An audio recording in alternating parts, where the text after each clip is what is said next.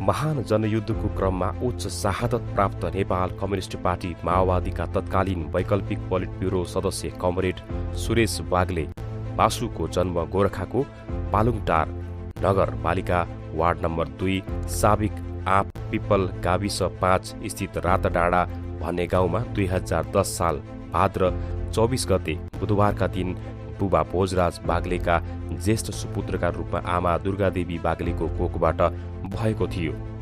गरिब किसान परिवारमा जन्मिनु भएका कमरेड सुरेश वाग्ले बासु बाल्य अवस्थामा भौतिक रूपमा अत्यन्तै कमजोर तर कुशग्र बुद्धिका हुनुहुन्थ्यो। 6 वर्षको उमेरमा संस्कृत शिक्षा पढ्नका लागि मावली घर गोरखाकै बक्काङ्ग्र जानुभएका कमरेड वासुले त्यही मामा घरमै बसेर साहिला हजुरबा गणेश प्रसाद अर्याल यानि कि काँडा गुरुसँग कक्षा 7 बराबरको औपचारिक शिक्षासम्म हासिल गर्नुभएको थियो। पछि 2024 सालमा काठमाडौँ गएर रानीपोखरी स्थित भानु माविबाट कक्षा 8मा मध्यमा द्वितीय श्रेणीमा उत्तीर्ण गर्नुभयो। त्यसैगरी रानीपोखरी संस्कृत छात्रावासमा बसेर 2028 सालमा वाल्मीकि क्याम्पसबाट उत्तर मध्यमा र 2030 सालमा शास्त्रीसम्मको अध्ययन पनि नियमित रूपमा पूरा गर्नुभएको थियो। यसै क्रममा 2027 सालबाटै उहाँ नेपाल र नेपालीको मुक्तिका लागि सबै प्रकारका प्रतिक्रियावादसँग लड्दै आएको नेपाल कम्युनिस्ट पार्टी प्रति आकर्षित हुनुभएको वा हुन पुग्नु भएको थियो। त्यति बेलै उहाँले ऐतिहासिक द्वन्द्वात्मक भौतिकवाद कम्युनिस्ट घोषणापत्र मार्क्सवादी दर्शन र लेनिनका क्रान्तिकारी ग्रन्थहरूको अध्ययन गर्नुका साथै माओका सङ्कलित रचनाहरूको समेत अध्ययन गरेर आफूलाई पनि समाज परिवर्तनको महान क्रान्तिकारी बाटोमा हिँडाइसक्नु भएको थियो। सृजनशील क्षमता र सही विश्लेषण गर्न सक्ने ताकत भएका कमरेड सुरेश वाग्ले विद्यार्थी अवस्थादेखि क्रान्तिकारी संगठन गण्डकी विद्यार्थी परिषदमा आबद्ध भई त्यसको सचिव समेत हुनुभएको थियो।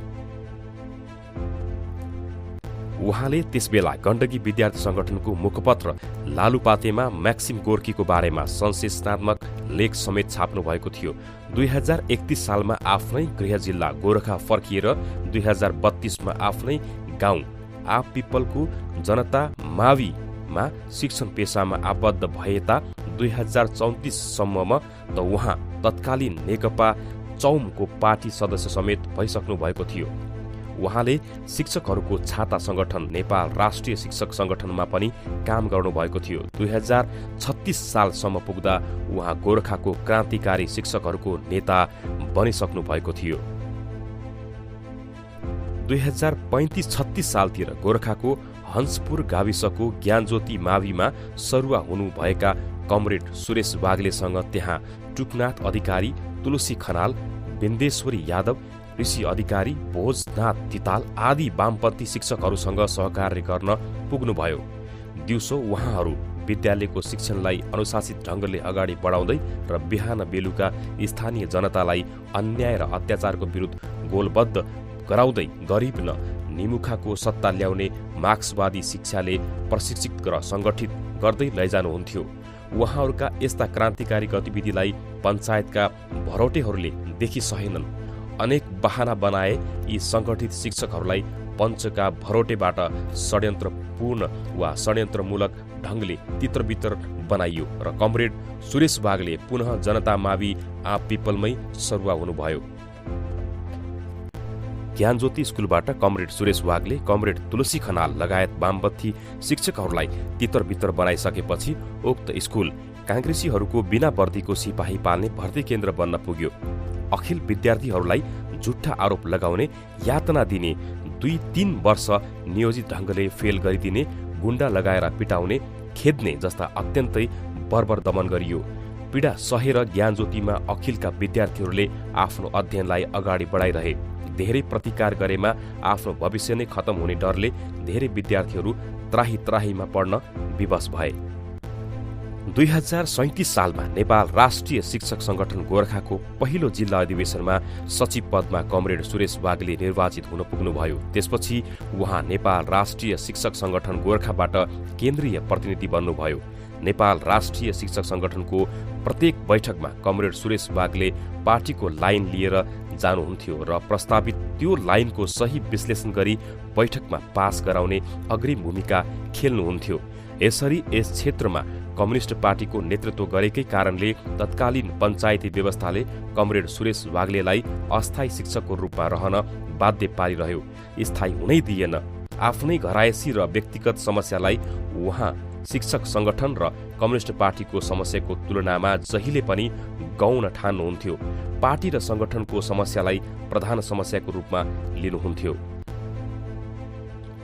2041 सालमा गोरखा जिल्लाका तत्कालीन पञ्चायती व्यवस्थाका दूतहरूले उहाँलाई नेपाल राष्ट्रिय शिक्षक संगठनबाट राजीनामा दिए। मावि स्थायी शिक्षक बनाइदिन्छौं, बरु स्थायी भएपछि तपाईँ पुनः नेपाल राष्ट्रिय शिक्षक संगठनको जिम्मेवार सदस्य भए पनि त्यसमा हामीलाई कुनै मतलब छैन र तपाईँले राजीनामा दिएको कुरा पनि गोप्य राख्छौ भन्दा पनि कमरेड सुरेश वाग्ले नेपाल राष्ट्रिय शिक्षक संगठनमा रहेर अस्थायी नै बस्नु परे पनि ठिक छ, म आफ्नो नैतिकतालाई धरोटी राखेर स्थायी शिक्षक बन्ने मेरो नैतिकताले दिँदैन भनी पञ्चायती व्यवस्थाका दूतहरूको प्रस्तावलाई सिधै अस्वीकार गर्नुभएको थियो। कठोर साधना र तपस्यापछि 2046 र 47 को आन्दोलनपछि उहाँ स्थायी शिक्षक बन्नुभयो वा बन्न पुग्नुभयो। 17 वर्षसम्म शिक्षण पेसामा अविच्छिन्न सेवा गरेका कमरेड सुरेश वाग्लेलाई पञ्चायती शासकहरूले त्यस बेलासम्म स्थायी हुन दिएका थिएनन्। उल्टै उहाँले उग्रवादीको बिल्ला भिर्नु परेको थियो। उग्रवादी आरोपकै कारण विक्रमीसम्म 2036 सालमा पुलिसको गिरफ्तारीमा समेत पर्नु भएको थियो। गिरफ्तारीमा परेकै कारण उहाँ स्थायी हुन पाउनु भएको थिएन। 2047 सालको प्रतिनिधि सभाको चुनावमा नेकपा एकता केन्द्रले चुनाव उपयोग गर्ने उद्देश्यले डाक्टर बाबुराम भट्टराईको संयोजकत्वमा बनाएको पार्टी वैधानिक मोर्चा संयुक्त जनमोर्चा नेपालको तर्फबाट उहाँलाई गोर्खा क्षेत्र नम्बर 2 को उम्मेद्वारमा छनौट गर्यो। चुनावी कलाको अभावमा उहाँ सो चुनावमा 13,668 मत ल्याएर पनि झिनोम तले तत्कालीन नेपाली काङ्ग्रेसकी उम्मेद्वार मैया देवी श्रेष्ठबाट पराजित हुनुभयो। चुनावमा पराजित भएपछि उहाँ तत्कालीन नेपाल कम्युनिस्ट पार्टी एकता केन्द्रको पूर्णकालीन कार्यकर्ता बन्न पुग्नुभयो। त्यसै वर्ष उहाँ जिल्ला पार्टी सचिवमा चुनिनुभयो। 2048 सालबाट 2052 सालसम्म कमरेड वाग्ले नेकपा एकता केन्द्र गोरखा जिल्लाको नेतृत्व तहमा हुनुहुन्थ्यो। मार्क्सवादको गहिरो अध्ययनले उहाँको उचाइ धेरै माथिसम्म पुगिसकेको थियो।